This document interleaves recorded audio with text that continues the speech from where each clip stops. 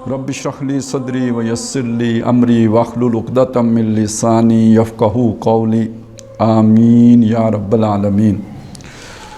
रमज़ान से पहले जो हम मुताला कर रहे थे सूरह हदीद की आयत नंबर 25 तक हम पहुँचे थे और सूरह हदीद की आयत नंबर 25 पे गुफ्तगू हो रही थी, लेकिन चूँकि बीच में तकरीबन ये 5-6 हफ़्तों का जो है ना वक्फ़ा आ गया है, तो सूरह हदीद के मज़ामीन का इयादा कर लेते हैं, दोहराई कर लेते हैं।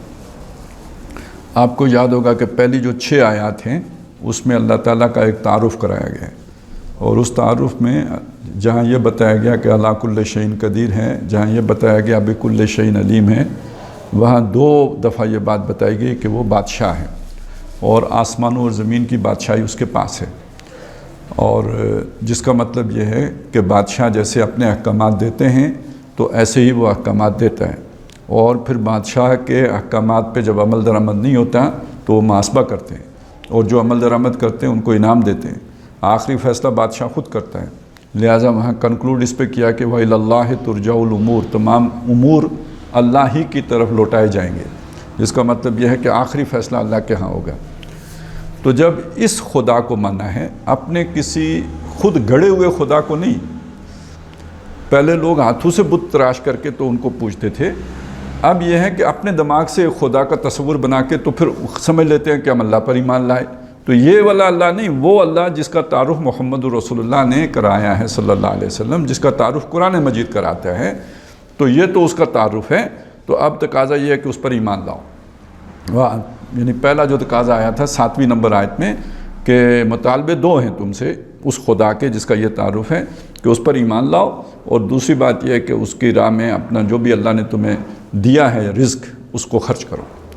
वो रिज़्क़ माल की सूरत में है या जान की सूरत में है या सलाहियत की सूरत में है या जो भी हैसियत की सूरत में है, वो अल्लाह की अता है जो उसने दुनिया में दी है। ये तुम्हारा सरमाया है दुनिया का, इस सरमाए को अल्लाह की राह में लगाओ।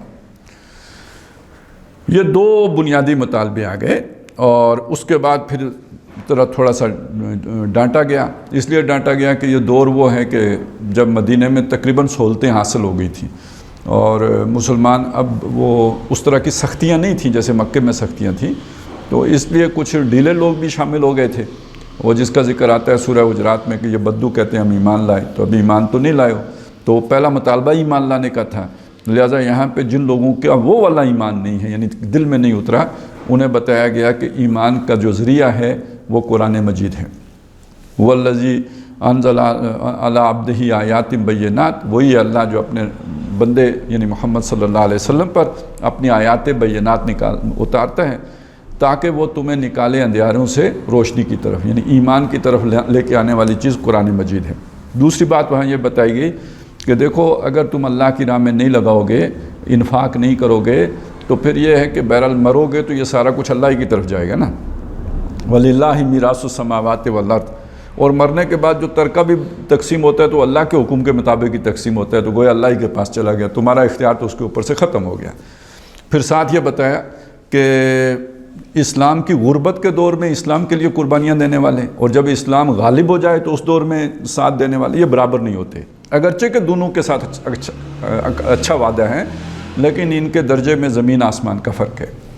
और उसके बाद फिर आखिरत का नक्शा खींचा गया कि देखो काफिर तो चले गए दोज़ख में, लेकिन ये जो मुसलमान कहलाने वाले लोग हैं ये फिर वहाँ 2 हिस्सों में बटेंगे। एक वो कि जो ये 2 मुतालबे पूरे करेंगे तो उन्हें 2 नूर मिलेंगे जिसकी मदद से वो पुल सिरात से पार हो जाएंगे, और जो इस दुनिया में इन दोनों चीज़ों से महरूम रहे, यानी दिल वाले ईमान से और अल्लाह की राह में अपना जान व माल कुर्बान करने के जज्बे से महरूम रहे, तो उनका मामला ये होगा कि उनकी रोशनी नहीं मिलेगी उन्हें, और वो ठोकरें खाएंगे और दोज़ख में गिरेंगे। और जब वो पीछे रह जाएंगे तो अगलों से पूछेंगे कि भाई हम तुम्हारे साथी नहीं थे, तो फिर उन्हें बताया जाएगा कि ये तुम्हारी असल में दुनिया की मोहब्बत थी जिसने सूरतें बदल के तुम्हें शक और रैब में मुब्तला कर दिया था। आज तुम्हारा ठिकाना काफिरों के साथ है, मुसलमानों के साथ नहीं है। फिर ये बताया कि देखो अगर ईमान की तरफ आना है तो उसका ज़रिया अल्लाह की किताब ही है, और दूसरी चीज़ ये है कि अल्लाह की राह में सदका खैरात करना है। साथ अब तीसरे रुकू की पहली आयत में बताया कि ये दुनिया की ज़िंदगी में चलो आप अल्लाह की राह में नहीं लगाते हो तो दुनिया बनाते हो, तो दुनिया की ज़िंदगी है कितनी? اعلموا انما الحیات الدنیا لعب و لہو و زینۃ و تفاخر بینکم و تکاثر فی الاموال والاولاد کمثل غیث اعجب الکفار نباتہ ثم یہیج فتراہ مصفرا ثم یکون حطاما۔ تو پھر اگلی بات یہ بتائی کہ مصیبتیں بھی تو آتی ہیں نا، جو تمہارا نقصان یوں ہوگا کہ آپ اللہ کی راہ میں کوئی شے لگا رہے ہو تو وہ تو محفوظ ہو جائے گی، نہیں لگاؤ گے تب بھی ہاتھ سے نکل جائے گی، مصیبت کی صورت میں نکل جائے گی، فتنے کی صورت میں نکل جائے گی، بیماری کی صورت میں نکل جائے گی، دکھ کی صورت میں نکل جائے گی، تو وہ جو نقصان ہونا ہے وہ تو ہو کے ہی رہے گا نا، وہ تو اللہ نے پہلے ہی سے طے کیا ہوا ہے۔ تو جب یہ بات سمجھ میں آ جائے گی تو پھر کم از کم یہ کہ دنیا کا جو غم اور افسوس ہے وہ بھی نہیں ہوگا، اور سب سے بڑی بات یہ کہ بخیلی ختم ہو جانی چاہیے۔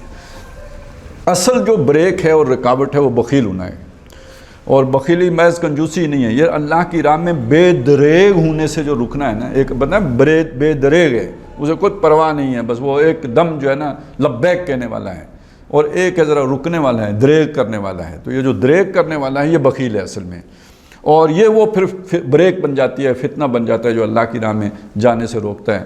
لہذا بات یہاں پہ پہنچے تھی وَمَنْ يُوقَ شُحَّ نَفْسِهِ فَأُولَٰئِكَ هُمُ الْمُفْلِحُونَ، جو جی کے لالچ سے بچا لیا گیا وہ ہیں جو فلاح پانے والے ہیں۔ تو الَّذِينَ يَبْخَلُونَ وَيَأْمُرُونَ النَّاسَ بِالْبُخْلِ، جو خود بھی جو ہے وہ بخیلی کرتے ہیں اور دوسروں کو بھی بخیلی ہی سکھاتے ہیں، تو یہ وہ لوگ ہیں کہ جو در حقیقت یعنی اس رستے پہ نہیں چل سکتے، یہ بریک ہے، یہ روک بن جاتی ہے۔ اس کے بعد یہ آیت ہے جو ہم پڑھ رہے ہیں، اور اس میں ہمارے جو بھی ظاہر ہے اس کا میں ابھی خلاصہ آپ کے سامنے نہیں رکھ پاؤں گا، جو بھی اس سے پہلے بحث ہوئی ہے، نہیں تو خاصا وقت اس میں گزر جائے گا۔ ہم یہاں پہ پہنچے تھے کہ اللہ تعالیٰ نے یہ جو میزان اتاری ہے اس کی وضاحت ہو گئی تھی کہ یہ انسانوں کے مابین توازن قائم کرنے والی شے ہے۔ سورہ رحمان کی روشنی میں 3 قسم کے توازنوں کا ہم نے ذکر کیا تھا۔ ایک عالمی، ایک کائناتی توازن ہے کہ جس میں یہ گویا کشش ثقل کا جو نظام ہے جس نے زمین و آسمان کو بیلنس کیا ہوا ہے۔ ایک جو ہے نا وہ بیلنسنگ جو انسٹرومنٹ ہے جسے ہم ترازو کہتے ہیں، جس سے ہم آلو پیاز تولتے ہیں، تو ایک انسانوں کے درمیان جو ہے وہ توازن قائم کرنے والی چیز ہے میزان۔ قرآن مجید میں یہ 2 مقامات ہیں، سورہ شورى اور سورہ حدید، جس میں کتاب کے ساتھ میزان کا ذکر ہے۔ سورہ شورى میں فرما اللہ الذی انزل الکتاب والمیزان، اللہ وہ ہے جس نے کتاب اتاری اور میزان اتاری۔ اور دوسرا مقام یہ ہے کہ جہاں پہ کتاب کے ساتھ وَأَنزَلْنَا مَعَهُمُ الْكِتَابَ وَالْمِيزَانَ، میزان کا ذکر ہے۔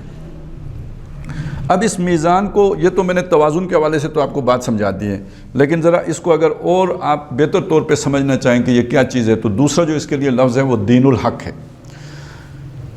یہ آیا ہے سورہ توبہ میں آیا ہے، سورہ فتح میں آیا ہے، سورہ صف میں آیا ہے، اور وہاں نبی صلی اللہ علیہ وسلم کی شان جو شان بیان ہوئی ہے نا، تو یعنی یا مقصد بعثت جو بیان ہوا ہے اس کے ذیل میں آیا ہے۔ فرمایا هو الذی ارسل رسولہ بالہدی، وہی اللہ جس نے بھیجا اپنے رسول کو الہدا کے ساتھ۔ الہدا کس کو کہیں گے؟ قرآن مجید کو۔ اور دوسری چیز والدین الحق، اور دین الحق کے ساتھ بھیجا۔ دین الحق کا ترجمہ آپ یہ بھی کر سکتے ہیں الحق کا دین، اور آپ اس کا ترجمہ یہ بھی کر سکتے ہیں سچا دین، یعنی اسے مرکب توضیحی مانیں تو پھر اس کا ترجمہ ہوگا سچا دین، اور اگر آپ اسے مرکب اضافی مانیں، جیسے کہ وہ شکلاً نظر آ رہا ہے جو اس کی صورت ہے وہ مرکب اضافی کی صورت ہے، تو اس صورت میں اس کا ترجمہ ہوگا جیسے دین اللہ کا ترجمہ ہوتا ہے اللہ کا دین، جیسے دین الملک کا ترجمہ ہوتا ہے بادشاہ کا دین، تو ایسے ہی یہ جو ہے دین الحق کا ترجمہ ہوگا الحق کا دین۔ اور الحق کون ہے؟ اللہ۔ ذالک بان اللہ هو الحق، یعنی اس کا مطلب دین اللہ ہو جائے گا، یعنی اللہ کا دین۔ لیکن اب یہاں سوال یہ کھڑا ہو گیا کہ کتاب اور دین میں فرق کیا ہے؟ اپنی جگہ پہ بڑا سوال ہے، آیا دین کوئی کتاب سے علیحدہ شے ہے؟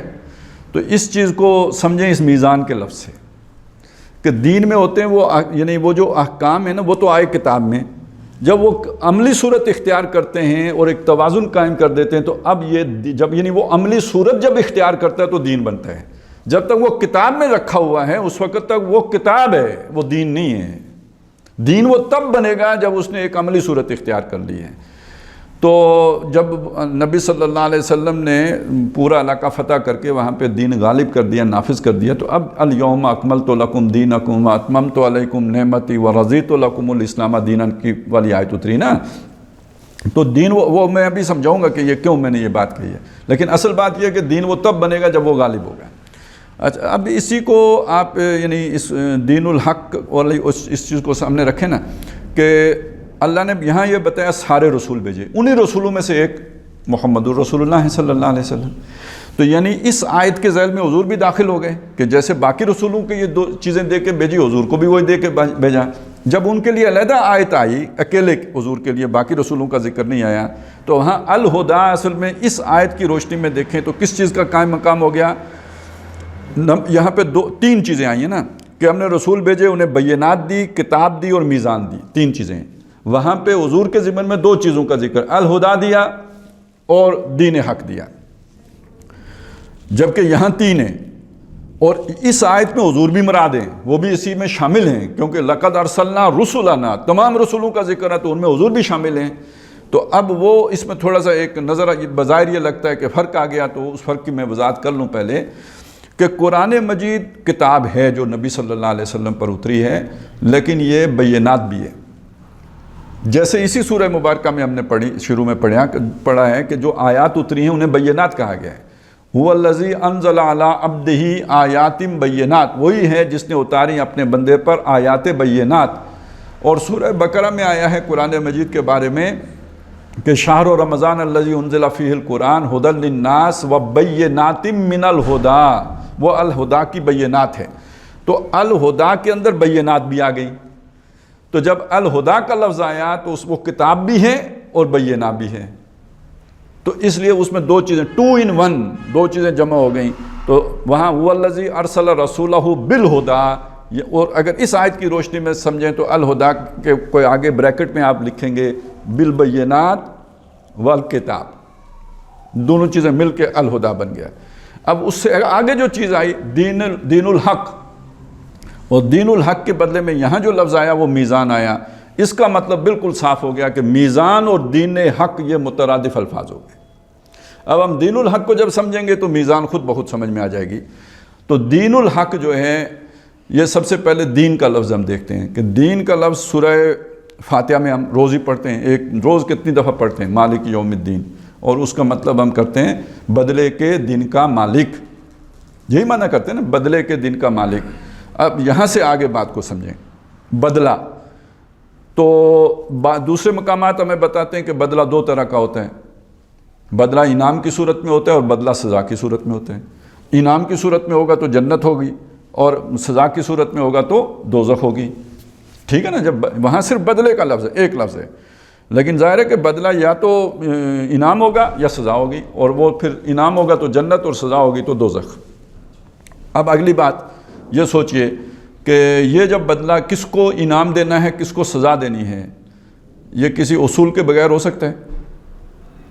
اس کے لیے کوئی اصول درکار ہے، کوئی ضابطہ درکار ہے، کوئی قانون درکار ہے کہ جس قانون جس اصول کی اگر کوئی تابعداری کرے گا، اطاعت کرے گا تو اس کو اچھا بدلہ ملے گا، اور اس کی اگر کوئی نافرمانی کرے گا تو اسے برا بدلہ ملے گا. اب قرآن مجید نے اس دین کے لفظ کو کہیں مجرد اسی معنی میں استعمال کیا جیسے سورہ بقرہ میں آیا ہے، کہیں قانون اور ضابطے کے معنی میں بھی کیا ہے، جیسے کہ اور کہیں اطاعت کے معنی میں بھی کیا ہے، جیسے کہ سورہ زمر میں ہے فَاعْبُدِ اللَّهَ مُخْلِصًا لَهُ الدِّينَ، پس اللہ کی عبادت کرو اپنی اطاعت اس کے لیے خالص رکھ کر. اب اطاعت خالص رکھنے کا مطلب یہ ہے کہ اس اطاعت کے اندر کسی اور کی ملاوٹ نہیں ہوگی. اللہ کی اطاعت کے ساتھ کسی اور کی اطاعت اگر ملاوٹ ہو گئی، خواہش نفسی کی ملاوٹ ہو گئی تو وہ اب خالص نہیں رہی ہے، ملاوٹ شدہ ہو گئی ہے. تو خالص یہ ہم کہتے ہیں نا خلوص، بڑا یعنی عبادت خلوص کے بغیر قابل قبول نہیں ہے، تو وہ خلوص یہاں سے نکلا ہے نا. لیکن خلوص کا معنی کبھی اس طرح میرا خیال ہے ہمارے سامنے نہیں آتا کہ خلوص کس شے کو کہتے ہیں. ہم کہتے ہیں مخلصانہ کوشش کی، وہ شاید کسی جذبے کو ہم کہتے ہیں. خالص ہو جانا اصل میں تو ملاوٹ سے پاک ہو جانا ہے، اور عام طور پر ہم اسے ریاکاری کے ساتھ جوڑ لیتے ہیں. اس لیے جوڑتے ہیں کہ مثلاً یہ کہ سجدہ کر رہا ہوں تو اللہ کو کر رہا ہوں، لیکن یہ کہ میرے دل میں یہ ہے، یعنی دیکھنے کو نظر تو یہ آ رہا ہے کہ اللہ کو کر رہا ہوں، لیکن میرے دل میں یہ ہے کہ جی وہ لوگوں کو لگے کہ یار بڑا متقی آدمی ہے. تو خلوص کو ہم اس چیز کے ساتھ جوڑ دیتے. اس کے ساتھ بھی جڑتا ہے، یہ بات نہیں کہ اس کے ساتھ نہیں جڑتا ہے، اس کے ساتھ بھی جڑتا ہے، لیکن جو زیادہ تر جڑتا ہے جس چیز کے ساتھ کہ میں نے سجدہ تو اللہ کو کیا ہے، لیکن بعض جائے کہ میں نے حرام خوری شیطان کے لیے کی ہے، تو اب میں خالص کہاں رہا ہوں. جیسے سجدے میں ملاوٹ ہوئی ایسے میری زندگی میں ملاوٹ ہو گئی.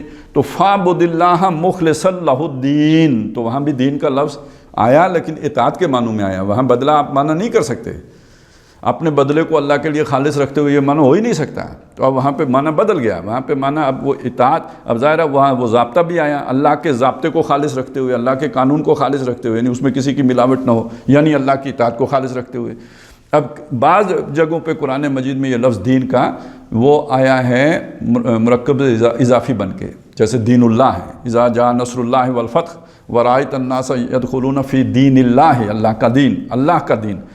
اب یہ اللہ کا دین جب مرکب اضافی بن کے آیا تو یہ نئے معنی دے گا کہ جو بھی اصول یا ضابطہ دینے والی اتھارٹی ہے، جو ہستی ہے، وہ اس کا جب اس کو آپ نے مطاع مطلق مان لیا، یعنی یہ کہ اس کی کوئی حکم کی خلاف ورزی کا آپ سوچ بھی نہیں سکتے اور آپ کرنا چاہتے بھی نہیں، تو یہ اس ہستی کا دین کہلائے گا۔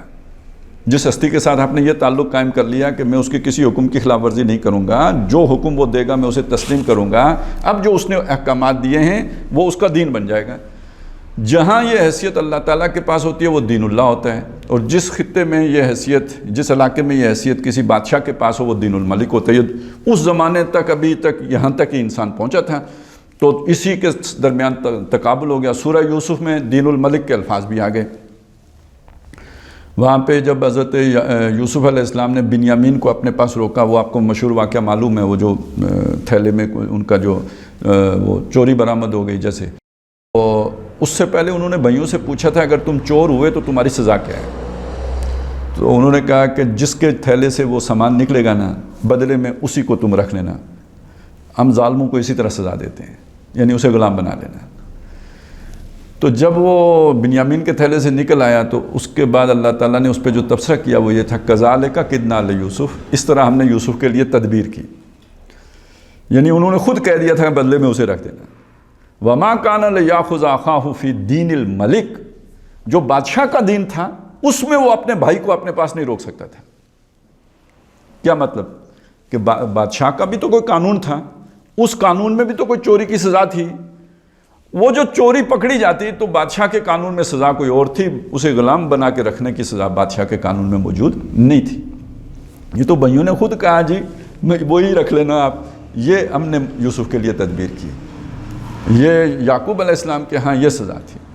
اب آپ یہاں، لیکن ہمیں ایک اور چیز یہاں سے سمجھ میں آ گئی کہ جب آپ نے یہ والا اختیار اللہ کو دیا کہ جو قانون وہ بنائے گا، قانون بنانے کا اختیار اللہ کے پاس ہے، تو دین اللہ ہے، اور مصر میں یہ اختیار اللہ کے پاس نہیں تھا، یہ اختیار کس کے پاس تھا؟ بادشاہ کے پاس تھا، تو وہ دین الملک ہے۔ اس سے اگر ہم اصول سمجھ لیں کہ جو قانون بنانے کا اختیار رکھتا ہے اور اسے مطلق اختیار آپ نے دے رکھا ہے کہ جو قانون بھی بنائے گا اس کی تابعداری کی جائے گی، تو وہ اس ہستی کا یا اس ادارے کا دین کہلایا جائے گا۔ اس معنی میں اس وقت دنیا میں دین الملک کہیں بھی نہیں ہے، یعنی جہاں جن جگہوں پہ بادشاہی نظام ہے بھی نا، تو ان کے پاس اس طرح کی مطلق اتھارٹی نہیں ہوتی، ان کے اوپر بھی چیک اینڈ بیلنس کچھ نہ کچھ ہوتا ہے۔ اس معنی میں آج جو دین کی حیثیت اختیار حاصل ہو چکی ہے وہ جمہور کو حاصل ہو چکی ہے، دین الجمہور، کہ عوام کی مرضی، فری مرضی، جو وہ فیصلہ کریں گے وہ قابل قبول ہو گیا۔ جو بھی فیصلہ تو جو کرتے ہیں آپ کو پتہ ہے سو کرتے ہیں، لیکن یہ کہ بہرحال علمی طور پر، یہ نظری طور پر یہ بات مانی جاتی ہے کہ جی عوام کا جو ہے نا، اور کیا ہے جی government of the people, by the people, for the people. تو فار شار جو ہوتا ہے وہ تو ہم سے بہتر کون جانتا ہے، تو باقی تو دھوکے میں ہو سکتے ہیں، ہم تو نہیں ہو سکتے کہ ہم نے تو بہت بھگتا ہے اس کو، لیکن یہ کہ بہرحال سمجھا یہ جاتا ہے۔ لیکن یہاں آخری اتھارٹی کس کے پاس ہے؟ اس کلمے کے اندر یا ان کلمات کے اندر، یہ بھی 6 کلمے ادھر ہیں تو چلیں 3 کلمے تو یہ بھی ہو گئے نا۔ گورنمنٹ آف دا پیپل ایک کلمہ، پہلا کلمہ، by the people, for the people, ایک کلمہ مانے یا 3 کلمے مانے، بات تو وہی ایک کی ہے، یا ایک کلمے کے 3 اجزاء مان لیں۔ اب آپ سوچئے کہ یہاں وہ اتھارٹی کس کے پاس ہے قانون بنانے کی؟ گورنمنٹ کس کی ہے؟ عوام کی ہے۔ تو یہ دین العوام ہو گیا یا نہیں ہو گیا؟ دین الجمہور ہو گیا یا نہیں ہو گیا؟ یہ ہے اصل میں بات سمجھنے کی۔ تو اب یعنی اس کو اگر ہم نے سمجھ لیا تو اب میزان سمجھ میں آ جائے گا، میزان سمجھ میں آ جائے گا۔ اس کے سمجھنے سے میزان بڑی آسانی سے سمجھ میں آ جاتا ہے کہ میزان اصل میں اس دین کو کہا گیا ہے، یعنی وہ جو عادلانہ نظام اللہ تعالیٰ نے دیا ہے، یا قانون جو دیا ہے، یا ضابطہ جو دیا ہے، وہ ہے در حقیقت میزان۔ اچھا، اب یہ چونکہ قانون کی بھی بات آ گئی اور دین کی بھی بات آ گئی، تو میں تھوڑی سی یہ وضاحت بھی آپ کے سامنے رکھ دوں کہ سورہ شورا کی آیت نمبر 13 کی روشنی میں اگر ہم اس چیز کو دیکھیں گے تو ایک اور چیز ہمارے سامنے آئے گی کہ قانون اور دین میں بھی فرق ہوتا ہے،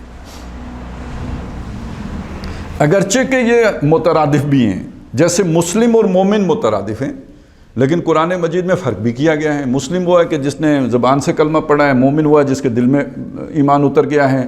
سورہ حجرات کی آیت نمبر 13 میں یہ فرق بیان کر دیا گیا۔ قالت الاعراب آمنا، 14 ہے شاید، قل لم تؤمنوا ولکن قولوا اسلمنا ولما يدخل الايمان في قلوبكم، یہ کہو ہم اسلام لائے ہیں، ایمان ابھی تمہارے دلوں میں داخل نہیں ہوا۔ یہاں فرق کر دیا، لیکن بعض جگہیں ایسی ہیں جہاں ایمان کے معنوں میں اسلام کا لفظ استعمال کیا گیا ہے، بعض جگہوں پہ ایمان کو اسلام کی جگہ پہ استعمال کیا گیا ہے، لہذا یہ مترادف بھی ہیں، اور لیکن جب اکٹھے ایک ہی جگہ پہ آ جائیں تو ان میں فرق بھی ہو جاتا ہے۔ اسی طرح یہ سمجھ لیجئے کہ یہ جو لفظ دین ہے، بعض جگہوں پہ یہ شریعت کے معنوں میں بھی آئے ہیں، لیکن بعض جگہیں ایسی ہیں جہاں دین اور شریعت میں فرق کیا گیا ہے، جیسے کہ یہ سورہ شورا کی یہ آیت ہے جو میں نے آپ کے سامنے جس کا حوالہ دیا، یہاں پہ بتایا گیا کہ شرع لکم من الدین ما وصی بہ نوحا والذی اوحینا الیک وما وصینا بہ ابراہیم وموسیٰ وعیسیٰ ان اقیموا الدین ولا تتفرقوا فیہ، کہ اے مسلمانوں، اب یہاں خطاب جو ہے نا مسلمان، شرع لکم، تم یہ مسلمان مراد ہے، اس سے نبی صلی اللہ علیہ وسلم سے لے کے تا صبح قیامت جو بھی مسلمان ہوگا آخری مسلمان تک، ان سب سے یہ بات ہے تمہارے لیے شریعت مقرر کی گئی ہے۔ شرع یعنی رستہ، شریعت، طریقہ، یہ سارے معنی آپ اس کے کر سکتے ہیں، قانون، ضابطہ، جو بھی معنی آپ اس کا کر لیں، تمہارے لیے بھی بنایا گیا ہے من الدین، اسی دین سے، ما وصی بہ نوحا، جس دین کی وصیت اللہ نے کی تھی نوح کو، اور جو اوحینا الیک، نبی جو وحی کیا ہم نے دین آپ کی طرف، وما وصینا بہ ابراہیم و موسیٰ و عیسیٰ، اور جس کی وصیت ہم نے ابراہیم کو کی اور موسیٰ کو کی اور عیسیٰ کو کی۔ اب یہاں پہ آپ کو سمجھ میں آ گئی نا کہ ان سب کا دین ایک ہے۔ آدم علیہ السلام کا بھی دین وہی ہے جو محمد الرسول اللہ کا ہے صلی اللہ علیہ وسلم، آدم سے لے کے محمد الرسول اللہ صلی اللہ علیہ وسلم تک دین میں کوئی فرق نہیں ہے، لیکن شریعت مختلف۔ آدم علیہ السلام کے دور میں، اچھا ہمارے بہت سے یعنی اچھے بھلے لوگوں کو یہ نہیں پتہ ہوتا، آپ سوچیں، خیر چلیں وہ بعد میں سوچیں گے، پہلے یہ سوچیں گے، یہ نہیں پتہ ہوتا کہ بھئی وہاں پہ آخر نسل انسانی آگے کیسے چلی۔ آدم علیہ السلام ہیں، میاں بیوی ہیں، اماں ہوا ان کی بیوی ہیں، اب ان کی اولاد ہوئی ہے، چلیں یہ تو ہو گئی، تو اب آگے شادیاں کیسے ہوئی ہوں گی؟ نہیں سوچنے کی بات ہے نا۔ لوگ اعتراض کر دیتے ہیں کہ بھئی وہ آج والی شریعت اگر وہاں پہ نافذ کر دیتے تو مجھے بتائیں ان کی شادیاں ہو سکتی تھی؟ وہ سارے بہن بھائی تھے، آدم کی ساری اولاد آپس میں بہن بھائی تھی یا نہیں تھی؟ اور ایک ہی ماں کے بھی تھے یا نہیں؟ سگے تھے سارے، وہاں تو کوئی سوتیلے کا سوال ہی نہیں، سارے سگے، ماں کی طرف سے بھی باپ کی طرف سے بھی پکے سگے بہن بھائی۔ آج کی شریعت ان کے اوپر نافذ کر دیتے، نسل انسانی آگے چل سکتی تھی؟ تو وہاں تو پھر شریعت اور ہی چاہیے تھی، تو وہاں اور دی گئی، لیکن دین کیوں ایک؟ اگر دین کا معنی شریعت ہے تو پھر فرق ہو گیا، تو اس کا مطلب دین کا معنی شریعت نہیں ہے، دین کوئی اور چیز ہے، اس میں فرق ہو گیا۔ اور وہ کیا چیز ہے؟ وہ اصول کا نام ہے۔ اصول کیا ہے؟ قانون بنانے کا اختیار کس کے پاس ہے؟ اللہ کے پاس ہے۔ اس نے قانون یہ دیا ہے کہ یہ اس وقت بہن بھائیوں کے درمیان بھی شادی ہو سکتی ہے۔ یہ اختیار کسی اور کو نہیں دیا جا سکتا، یہ اختیار جب آپ نے اللہ کو پاس رکھا ہوا ہے، یہ اصول ماننا کہ قانون بنانے کا اختیار اللہ کے پاس ہے، یہ دین ہے۔ اور مختلف ادوار میں اس نے اصول یعنی شریعت تبدیل کر دی، یہ اس اصول کے تحت چونکہ وہ کر سکتا تھا اس نے کر دیا۔ آدم علیہ السلام کے دور میں اور موسیٰ علیہ السلام کے دور میں اور، بلکہ نماز پڑھنے کے طریقے اور، موسیٰ علیہ السلام کی نماز اور نبی صلی اللہ علیہ وسلم کے دور میں نماز اور کا طریقہ اور، روزہ رکھنے کا طریقہ اور۔ ان کا روزہ جو ہے دن رات کا بھی ہوتا تھا، ان کے ایک روزہ وہ بھی تھا جس میں کلام بھی نہیں کر سکتے تھے۔ وَلَنْ أُكَلِّمَ الْيَوْمَ إِنسِيًّا انی نظرت للرحمن صوما فلن اکلم اليوم انسیا، میں نے آج رحمان کے لیے روزے کی نظر مانی ہوئی ہے، میں آج کسی انسان سے کلام بھی نہیں کروں۔ تو یہ بھی روزہ تھا، ہماری شریعت میں تو ایسا کوئی روزہ نہیں ہے۔ تو یہ شریعتوں کا فرق ہے، لیکن اصول وہی، چونکہ اس لیے کہا دین وہی ہے تو بتایا گیا کہ مسلمانوں تمہارے لیے بھی دین تو وہی ہے جو آدم کا تھا، جو حوا کا تھا، جو نوح کا تھا، جو ابراہیم، موسیٰ، عیسیٰ کا تھا، محمد الرسول اللہ کا۔ مسلمانوں دین تمہارا بھی وہی ہے، شریعت مختلف ہے، ان کی شریعت اور تھی، تمہاری شریعت اور ہے، اور تم پر یہ لازم کیا گیا ان اقیم الدین، کہ اس دین کو قائم رکھو، اصول میں گڑبڑ نہیں کرنی ہے۔ یہ بھی ہوا ہے نا کہ بعض مواقع پہ جو حدود اللہ ہیں وقتی طور پر یعنی جو بھی ذمہ دار ہوتے ہیں نا، امیر ہوتے ہیں، جو خلیفہ ہیں، وہ معطل بھی کر سکتا ہے، دین کو ایک لحظے کے لیے نہیں معطل کر سکتا۔ یعنی آپ نے مشہور واقعہ سنا ہے کہ ایک کچھ جب قید پڑ گیا تھا تو حضرت عمر رضی اللہ تعالیٰ عنہ نے جو ہے نا وہ وقتی طور پر وہ جو قطع ید کی سزا ہے، چوری کی جو سزا ہے وہ معطل کر دی تھی۔ تو اس کا مطلب ہے کہ شریعت میں یعنی مستقل تو کوئی نہیں کر سکتا، کیونکہ اللہ کی حدود ہیں، ان میں کوئی تغیر و تبدل نہیں، لیکن وقتی طور پہ انتظامی ضرورتوں کے تحت، یعنی جیسے کسی ملک میں ایمرجنسی نافذ کر دی جاتی ہے، آئین ہوتا ہے نا، آئین کی تو ہر حالت میں آپ نے تابع داری کرنی ہوتی ہے، اس سے دائیں بائیں نہیں جا سکتے، قانون کی تابع داری کرنی ہوتی ہے۔ لیکن کوئی ایسی صورت، جنگ کی صورت بن گئی، کوئی اور چیز ہو گئی، تو بہت سارے حقوق جو ہے معطل ہو جاتے ہیں کہ جی ایمرجنسی نافذ ہو گئی ہے۔ تو یہ چیز جو ہے نا اللہ تعالیٰ نے بھی یہ اختیار دیا ہوا تھا۔ تو خیر یہ اس وقت یہ سمجھ میں آیا کہ دین اور شریعت میں ایک فرق آ گیا، دین ہمیشہ سے ایک رہا، شریعت جو ہے وہ مختلف رہی۔ اور اگر یہ فرق سمجھ میں آ گیا تو ایک بات اور بھی سمجھ لیجئے، وہ بات یہ ہے کہ جو شریعت ہوتی ہے نا، قانون ضابطہ، یہ ہوتا ہے جو دین ہے اس کو پروٹیکشن دینے کے لیے، اس کو تحفظ دینے کے لیے۔ اب بس فرض کریں، یعنی یہ تو دین کا ایک پہلو ہے نا کہ فیصلہ کرنے کا اختیار اللہ کے پاس ہے، اس کے اور بھی پہلو ہیں، مالک کون ہے، خالق کون ہے، یہ سارے دین کی باتیں ہیں، یہ شریعت کی نہیں، یہ دین کے لیول کی بات ہوگی۔ اچھا، تو اب جب وہ دین کے لیول کی بات ہے تو اب اس کے جو نتیجہ جو بھی نتائج سامنے آئیں گے ان کو اگر یعنی جس کو ہم کہتے ہیں جی کہ اس کے جو تقاضے، یعنی آپ نے ایک اصول مان لیا تو اس اصول کے جو تقاضے ہیں وہ مشکل الفاظ اگر ہوں تو مقتضیات اور متضمنات، تو آپ نے سنے ہوئے ہوں گے ڈاکٹر صاحب کی زبان سے اس طرح کے الفاظ۔ تو اصل میں مطلب یہ ہے کہ وہ جو آپ نے اصول بنایا ہے اس کے جو تقاضے ہیں ان کو آپ شریعت کہتے ہیں۔ تو یہ جو تقاضے ہوتے ہیں نا، یہ اس سے مستنبط ہوتے ہیں، لیکن یہ کہ یہ اس کو تحفظ دے رہے ہوتے ہیں۔ اصل میں اب ان تقاضوں کی آپ خلاف ورزی کریں گے تو وہ جو ہے نا ذوف کہاں پیدا ہوگا، دین میں پیدا ہوگا۔ اچھا، اس کو پروٹیکٹ کرنے کے لیے قانون بنایا جاتا ہے کہ آپ اگر خلاف ورزی کریں گے تو آپ کو یہ سزا دی جائے گی۔ اب سمجھ میں آئی میری بات؟ تو اس کا مطلب کیا، قانون تحفظ دے رہا ہوتا ہے کس کو، دین کو۔ اب دیکھیے یہ دین کی بات ہوگی، یعنی اصول کی بات ہوگی، نظام کی بات ہوگی، کیا آئین کی بات ہوگی کہ ہر آدمی کو حق کے ملکیت حاصل ہے، میرا بھی حق ہے، میں بھی مالک بن سکتا ہوں، آپ کا بھی حق ہے، آپ بھی مالک بن سکتے ہیں۔ تو اس کا مطلب یہ ہے کہ کسی آدمی کو یہ حق نہیں کہ مجھ سے میرا مال چھین لے، جس کا تقاضا ہے کہ کوئی میرا مال مجھ سے چھین نہیں سکتا، اور اسی کا ایک تقاضا یہ ہے کہ کوئی میرا مال مجھ سے چوری نہیں کر سکتا۔ یعنی چھیننا تو زبردستی ہو گیا، چوری ذرا چھپا کے ہو گیا، یہ اصل میں اس نے میرے حق کے ملکیت کے اندر تصرف کیا ہے۔ تو اگر آپ میرے حق کی ملکیت کو محفوظ رکھنا چاہتے ہیں کہ اس کے اندر کوئی چھیڑ چھاڑ نہ ہو، تو آپ کو لازماً ڈاکے کی بھی سزا مقرر کرنی پڑے گی اور چوری کی سزا بھی مقرر کرنی پڑے گی، کیونکہ یہ وہ دو جگہ ہیں جہاں سے میرے حق کے اوپر ڈاکہ ڈالا جا سکتا ہے، یہ راستہ بند کرنا پڑے گا آپ کو۔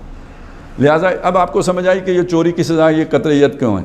اور اب آپ کو سمجھ آنی چاہیے کہ وہ جو ابھی وہ ہمارے چیف صاحب نے جو اسمبلی میں خطاب کیا نا، اس میں سورہ مائدہ کی وہ آیتیں پڑھی ہیں جس میں وہ فساد فی الارض کی سزا کا ذکر ہے، یعنی یہ جو ڈاکہ ہوتا ہے نا، یہ فساد فی الارض ہے، تو ڈاکو کی سزا کا ذکر سورہ مائدہ میں آیا ہے۔ حالانکہ مال اس نے بھی، یہ بھی مال لے گیا، وہ بھی مال لے گیا، لیکن ایک زبردستی لے گیا، ایک چھپا کے لے گیا۔ چھپا کے لے جانے والی کی سزا جو ہے نا ہاتھ کاٹنا ہے، لیکن زبردستی لے جانے والی کی 3 سزاؤں کا وہاں پہ ذکر ہے، یا تو ان کا ہاتھ کے ساتھ پاؤں بھی کاٹو، نمبر 2 یہ کہ قتل کر دو، ٹکڑے ٹکڑے کر کے قتل کر دو، اور نمبر 3 یہ ہے کہ ان کو جلا وطن کر دو، یعنی وہاں ان میں سے اختیار دیا گیا، جو بھی ریاست فیصلہ کرے گی تو یہ زبردستی چھیننے والے کی یہ سزا ہے۔ فساد فی الارض کہتے ہیں، زبردستی چھیننا فساد فی الارض ہو گیا۔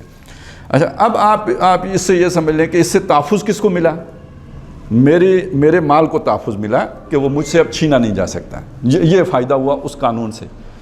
اچھا، اب اگر نظام ایسا ہے کہ جس میں مال بنانے کا طریقہ جو ہے نا وہ ناجائز طریقے سے بھی کوئی مال بنا سکتا ہے، فرد کے مال کو تو نہیں چھین سکتے آپ, اجتماعیت کا مال آپ چھین لیں, جسے آپ کرپشن کہتے ہیں, جسے آپ یعنی وہ کیا ہے جو ہمارا بیت المال, خزانہ, جسے آج ہم خزانہ کہتے ہیں, یا جسے آج توشہ خانہ ہے. توشہ خانہ ایک علیحدہ چیز ہے, چلو اس میں تو صرف تحفے ہی ہوتے ہیں نا, خزانے میں تو بہت پیسے ہوتے ہیں. یعنی غریب سا ملک تو اب اس کو صرف ایک صوبے کے الیکشن کے لیے 21 ارب روپے چاہیے. ادھر معیشت کا پٹھا بیٹھا ہوا ہے, لیکن 21 ارب روپے ایک صوبے کے الیکشن کے لیے چاہیے. ذرا اس سے آپ اندازہ لگائیں کہ اخراجات کا لیول کیا ہوتا ہے, وہ کتنا بڑا اس کا جو ہے نا ہجوم ہے خزانے کا. توشہ خانہ تو شے ہی کوئی نہیں ہے اس کے مقابلے میں, وہ تو چیچی انگلی ہو گئی نا توشہ خانہ اس کے مقابلے میں. اب آپ سوچیں کہ جو اس میں ڈاکہ مارے,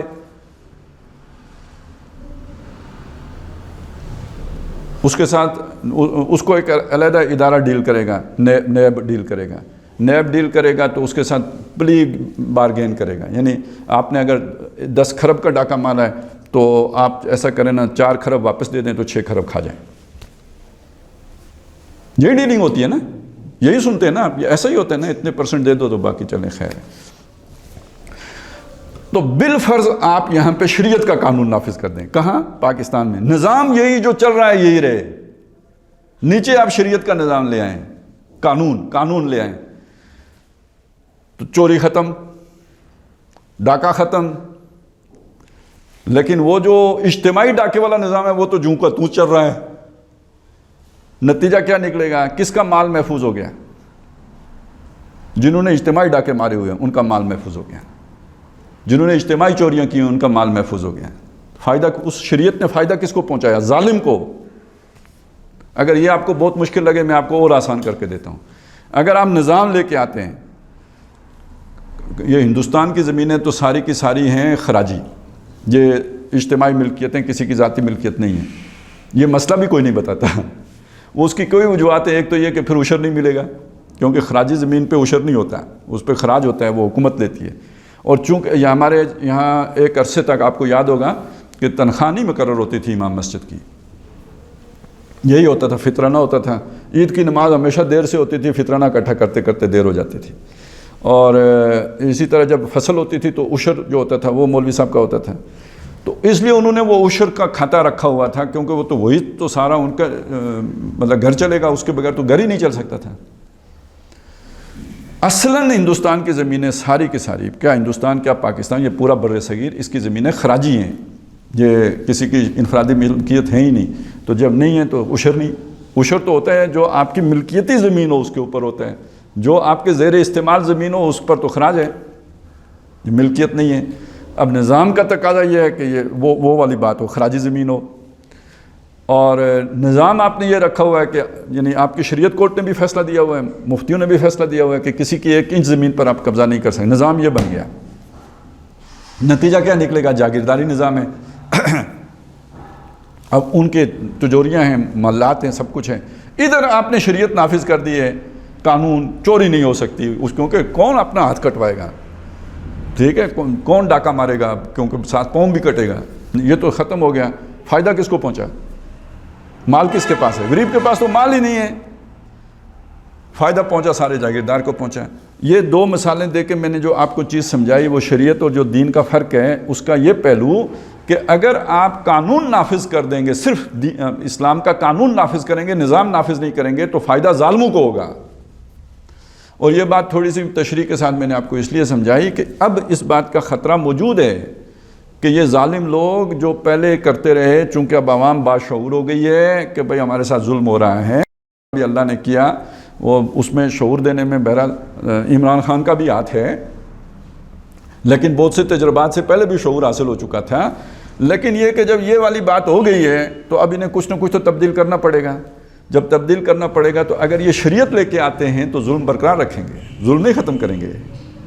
ہاں, نظام لے کے آئیں گے تو پھر یہ بات ہے کہ ہم سمجھیں گے کہ جناب اب عدل آئے گا, اب امن ہوگا, اب ویلفیئر اسٹیٹ بنے گی, ریاست مان جیسی ہوگی.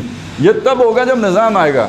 جب آپ صرف شریعت لے کے آئیں گے تو اگرچہ کہ جو ہماری فقہ وغیرہ ہیں اس میں شریعت کے اندر دین بھی شامل ہے, لیکن یہ یاد رکھیں کہ وہ فقہ بھی ساری دور ملوکیت کی بنی ہوئی ہے جس میں بادشاہ ظالم اوپر بیٹھے ہوتے تھے.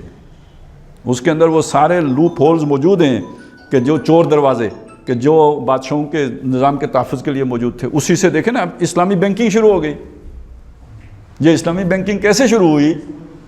یہ کوئی دین کی بنیاد پر تو نہیں شروع ہوئی نا، یہ ان اصولوں کی بنیاد پر شروع ہوئی جو آپ نے اخذ کیے ہیں دور ملوکیت میں، تو وہاں ان کی بھی ضرورتیں تھیں نا، ان کے لیے آپ نے تھوڑا بہت وہ رکھا تھا، اسی کے اوپر مزید ردے لگا کر جدید بینکنگ کی بنیاد پڑ گئی ہے۔ یعنی ظلم برقرار رہے گا، ظلم نہیں ختم ہوگا۔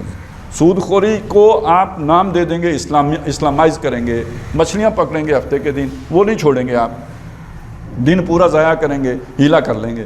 یہ فرق ہے شریعت کا اور دین کے اعتبار سے آپ دیکھیں تو یہاں پہ یہ واضح کر دیا گیا کہ یہ دین کا مقصد یہ نہیں ہے کہ لوگوں کو جو ہے نا وہ سزائیں دی جائیں، مقصد یہ ہے لِیَقُومَ النَّاسُ بِالْقِسْطِ، تاکہ لوگ انصاف پر کھڑے ہو جائیں، عدل قائم ہو جائے۔ اب آپ سوچئے ایک بات یہاں پہ ضرور غور کیجیے گا، ہم جب کہتے ہیں اسلام دین فطرت ہے، اسلام دین فطرت ہے، اور اگر یہاں پہ تمام رسولوں کے بھیجے جانے کا مقصد انصاف کا قائم کرنا ہے تو انسان کی فطرت میں انصاف کا تصور سب سے مضبوط ہونا چاہیے یا نہیں ہونا چاہیے؟ اب آپ سوچیں ہے یا نہیں ہے؟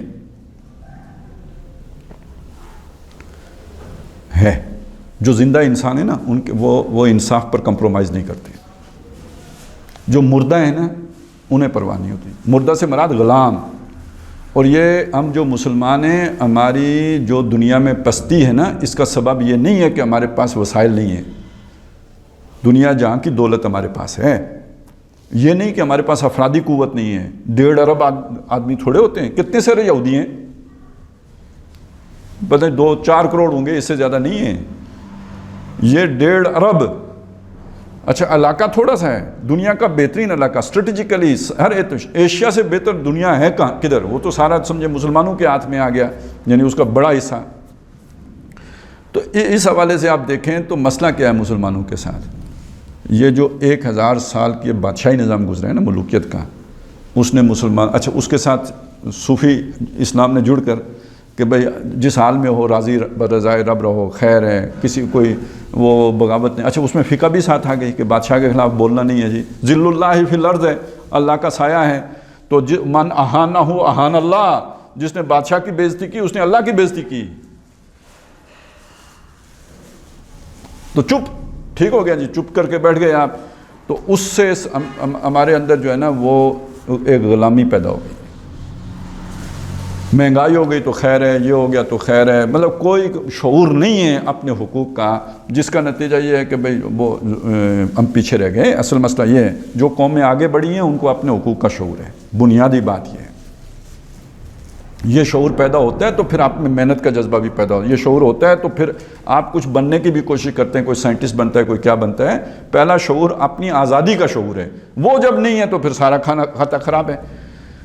تو جو زندہ قومیں ہیں ان کے اندر عدل کا اور انصاف کا جذبہ سب سے زیادہ شدید ہوتا ہے، عدل ہونا چاہیے، اور وہ اس کے لیے قربانیاں دیتے ہیں۔ ان کا معاملہ یہ نہیں ہوتا کہ جی ٹیکس لگ گیا ہے تو بادشاہ وزٹ پہ آیا تو اس نے کہا یار مسئلہ یہ ہے کہ آپ نے بندے ٹیکس کیا لگا، لتر مارنا لگا تھا نا پل پر سے گزرنے کے لیے، جناب اب 20 لتر لگیں گے، تو انہوں نے کہا بندے تھوڑے ہیں، ٹائم بہت لگتا ہے، آپ مزید آدمیوں کا اضافہ کریں تاکہ جلدی جلدی ہمیں فارغ کر دیا کریں۔ تو جو قومیں زندہ قومیں ہیں، آخر فرانس میں انقلاب کیوں آیا ہے، روس میں انقلاب کیوں آیا، کس چیز کی تلاش میں آیا ہے، کیا ڈھونڈ رہے تھے وہ؟ ظلم کے خلاف اور عدل کو قائم کرنے کے لیے۔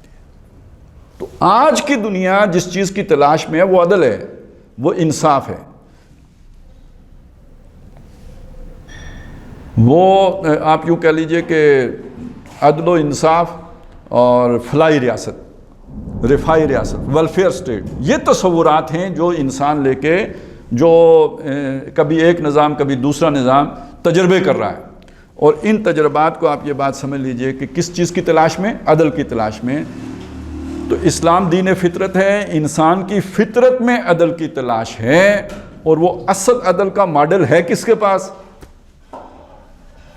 اب ایک بحث ہم نے یہاں کی تھی کہ انسان کی عقل جوں جوں آگے بڑھتی ہے تو اس کے مقابل اللہ تعالیٰ اس کو رہنمائی دیتے رہتے ہیں۔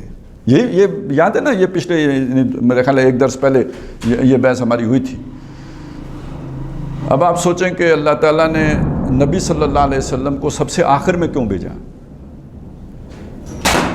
آپ کا مقام سب سے بلند، سب سے اونچا ہے، اور سب سے آخر میں آپ صلی اللہ علیہ وسلم کو بھیجا ہے، تو یہ سوال تو پیدا ہونا چاہیے نا، پہلے کیوں نہیں بھیجا؟ آدم علیہ السلام کی جگہ کیوں نہیں بھیجا؟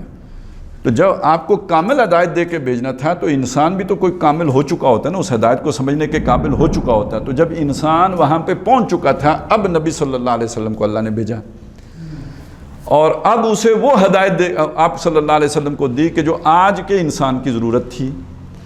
اور اگر پورے اس سفر کو سامنے رکھیں تو حضور سے لے کے آج تک 1500 سال گزرے. یہ کوئی بہت بڑا مدت تو نہیں. آدم علیہ السلام سے سفر کا آغاز کریں تو یہ 1500 سال کوئی بہت بڑی بات تو نہیں. تو یہ جو اب دنیا ہمارے سامنے کھڑی ہے، یہ دنیا در حقیقت یا آج کا دور اصلاً نبی صلی اللہ علیہ وسلم کی بعثت اس دور کے لیے ہوئی تھی. آپ بھی اپنے وقت سے پہلے آ کے گزر گئے. مجموعی اعتبار سے دیکھیں تو اپنے وقت سے پہلے گزر گئے. یہ بات میں اس لیے کہہ رہا ہوں کہ ہمارے بہت سے آج بھی یعنی جو لوگ اچھے لوگ ہیں، معقول لوگ ہیں، عقل مند لوگ ہیں، صاحب علم لوگ ہیں، لیکن وہ ان کے ذہنوں میں یہ بات بیٹھی ہوئی ہے کہ یار یہ قرآن مجید تو 1500 سال پہلے اترا تھا، دنیا اس کے بعد ترقی کر کے بہت آگے آ گئی ہے. یہ چیز ہمیں بھی سمجھنے کی ضرورت ہے، ان کو بھی سمجھانے کی ضرورت ہے کہ یہ قرآن اللہ کا کلام ہے. اللہ کو پتہ تھا دنیا ترقی کر کے یہاں جائے گی. اصلاً اللہ نے کتاب اتاری آج کے لیے. وہ جو دور تھا وہ تجرباتی دور تھا. وہ تو نبی صلی اللہ علیہ وسلم کی ذات کا ایک معجزہ ہے کہ اس دور میں وہ نظام قائم ہو گیا، وگرنہ انسان ابھی وہاں پہنچا نہیں تھا. اب انسان اس کے آس پاس آیا ہے، ٹھوکریں کھا رہا ہے. وہ جیسے بندہ کبھی ادھر سر مارتا ہے، کبھی ادھر سر مارتا ہے. کس چیز کی تلاش میں؟ عدل کی تلاش میں. مسلمانوں کے اندر یہ عدل کی تلاش کا جذبہ نہیں ہے، لیکن مسلمانوں کے پاس خزانہ ہے. عدل کا خزانہ ہے مسلمانوں کے پاس، کیونکہ نبی کے وارث یہ ہیں. تلاش میں کون ہے نبی کی؟ یعنی اس نظام عدل کی تلاش میں، جن کو ہم دشمن سمجھتے ہیں، اور وہ شیطان نے ان کو واقعی دشمن بنا بھی رکھا ہے. کیوں؟ ہمارے غلط طرز عمل کی وجہ سے. ہمارے بارے میں دیکھیں نا، ہم تو ظلم کے نظام کے اس وقت جو ہے نا کسٹوڈین ہیں. آج اگر دیندار بندے سے پوچھیں اسلام کیا ہے، تو جو اس کا ماڈل پیش کرے گا وہ ملوکیت والا ہوگا. تو جو دنیا متلاشی ہے، جب وہ اسے بدکے گی یا اس کے قریب جائے گی. وہ آج کل شہد کی مکھیاں آ رہی ہیں نا، تو اگر آپ اپنے جو بھی وہ ان کے لیے گھر بنایا ہے اس میں کوئی شیرہ لگائیں گے تو وہ آ کے آباد ہو جائیں گی. اگر اس جگہ پہ آپ گندگی ڈال دیں گے، کوئی بھینس کا پیشاب رکھ دیں گے، تو اب وہ آباد ہوگی وہاں پہ؟ نہیں. تو دنیا شہد کی مکھیوں کی طرح متلاشی ہے اس نظام عدل کی، اور ہم نے اس کی جگہ پہ ایک ظالمانہ ماڈل تیار کر کے رکھا ہوا ہے دور ملوکیت کا. اب وہ دنیا اس کی طرف کیوں کرائے؟ تو اصل قصوروار کون ہوا؟ ہم ہوئے. اور اگر ہم چلیں، یہ ہمارے پہلے تو بات یہ ہے کہ ہمیں ماڈل دنیا کو دکھانا چاہیے تھا، یہ ہے اصل عدل. اگر یہ بات آپ کو سمجھ آئی نا، تو پاکستان کے اصول کا مقصد جو علامہ اقبال نے بیان کیا تھا وہ سمجھ میں آئے گا کہ وہ کیوں کہہ رہے تھے کہ دنیا کو ہم یہ دکھائیں گے کہ یہ ہے اصل اسلام. عرب جو ملوکیت ہے، اس کا جو ظلم ہے، اس سے جو داغ و دبے اسلام پر پڑ گئے، وہ ہٹا کر اصل اسلام دکھا سکیں گے، یہ ہمیں موقع ملے گا. اور قائد اعظم کیوں کہتے تھے کہ ہم دنیا کو اسلام کے اصول حریت و اخوت و مساوات کی ایک جھلک دکھا سکیں؟ کہ وہ سمجھتے ہیں کہ دنیا اسلام کی طرف آ سکتی ہے. اسلام کی غلط جو تعبیرات ہیں اس کی وجہ سے دنیا اسلام سے بدک گئی ہے، دور ہو گئی ہے. اگر ہم نے وہ والا ماڈل جو محمد رسول اللہ کا صلی اللہ علیہ وسلم، اس کو آج کے تقاضوں سے ہم مانگ کر کے دنیا کو پیش کر کے دکھا دیا، تو ہمیں کوئی تبلیغ اور کرنے کی ضرورت نہیں ہے. دنیا خود آئے گی اسلام کی طرف. یہ تھی سوچ اس کے پیچھے، اور یہ ہے اصل میں پاکستان کا اصل جو حاصل کرنے کے پیچھے جو جذبہ تھا. تو اب اس سے آپ یہ بات سمجھ لیں کہ اس نظام کو قائم کرنے کی اہمیت کتنی ہے. یعنی اس وقت تک تو اتمام حجت ہی نہیں ہو سکتا، دین کی تبلیغ ہی نہیں ہو سکتی جب تک آپ یہ کر کے نہ دکھا دیں. آج کے دور کی ضرورت لیقوم الناس بالقسط کا وہ ماڈل جو محمد رسول اللہ صلی اللہ علیہ وسلم دے کے گئے تھے، اسے آج کے تقاضوں سے ہم کر کے پیش کرنا ہے. اچھا، اس چیز کو اگر آپ سمجھ لیں، جو ابھی میں نے بات آپ یہ آخری بات کرتے ہیں چلیں، کہ اس سے سمجھ میں آئے گا اقامت دین کا تصور. اس لیے کہ لفظ اقامت دین تو وہاں سورہ شورى میں موجود ہے، ان اقیم الدین، کے دین کو قائم کرو. اس کی پہلے کیا تعبیر کی جاتی ہے؟ جس نے نماز پڑھی اس نے بھی دین قائم کیا، جس نے مدرسہ کھول لیا اس نے بھی دین قائم کر لیا. یعنی اس پہلے یہ تعبیر تھی اس کی. جس نے کسی کو نماز کا سبق سکھا دیا اس نے بھی دین قائم کرنے کا کام کیا. لیکن آپ اس کی روشنی میں دیکھیں گے تو یہ آج دین کس شے کو کہتے ہیں؟ نظام عدل کو کہتے ہیں. آج دین کس کو کہتے ہیں؟ اجتماعی نظام کو کہتے ہیں. تو آج کے اعتبار سے لفظ تو وہی ہوگا، معنی آج کے اعتبار سے ہوگا، کہ جس کا مطلب یہ ہے کہ جب تک آپ کو نظام عدل اجتماعی نہیں قائم کر دیتے، آپ کی جدوجہد مسلمانوں جاری رہنی چاہیے. شرع لکم من الدین ما وصی بہ نوحا والذی اوحینا الیک وما وصینا بہ ابراہیم وموسیٰ وعیسیٰ ان اقیموا الدین ولا تتفرقوا فیہ. باقی تمہارے مسلک اپنے ہوں بے شک ہوں، نماز پڑھنے کے 2 طریقے ہو گئے، کوئی رفع یدین کرتا ہے کوئی نہیں کرتا، کوئی فرق نہیں پڑے گا. یہ تو شریعت کے معاملات ہیں، اس میں اختلاف کی گنجائش ہے. دین میں اختلاف نہیں کرنا، دین میں نہ پھٹنا، اس کو قائم کرنے کے لیے سب ایک رہنا. تو اس کا مطلب توحید پر ہو. اگر اس میں پھٹے ہوئے ہو، دین 2 ہیں، تو پھر کوئی توحید وہی تمہاری نہیں ہے، تمہاری چھٹی ہے اس اعتبار سے. وہ تو پھر یہ والا وہ تفرقہ ہے جو شرک کی صورت بن جاتا ہے. تو چلیں آج ہم اسی پہ اکتفا کرتے ہیں. آگے اس کے آتا ہے نا کہ ہم نے لوہا اتارا، تو پھر اس کا اس کے ساتھ کیا تعلق ہے، یہ بحث ہم انشاءاللہ تعالی آئندہ نشست میں کر لیں گے. بارک اللہ لی و لکم فی القرآن العظیم و نفعنی و ایاکم بالآیات و ذکر الحکیم.